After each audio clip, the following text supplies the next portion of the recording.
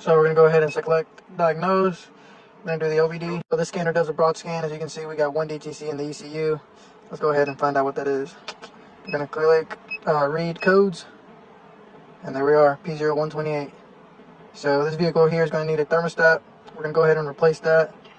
But like I said, this thing has several different features. You can erase codes, read codes. It's got data stream, freeze frame, O2 sensor test, evap system test. So I mean, you can do pretty much anything you want to do with this. Here you got the scan. You can scan any vehicle you may be working on. You can see different makes, different models, all you can think of, honestly. So yeah, guys, we're gonna go ahead and put a thermostat in this vehicle and take care of this problem. All right, guys, so we got the thermostat replaced. Now we're filling up the cooling system. Let's go clear some codes. All right, so now that we're done with the repair, we're gonna go ahead and clear our DTCs. We're gonna go back to the OBD.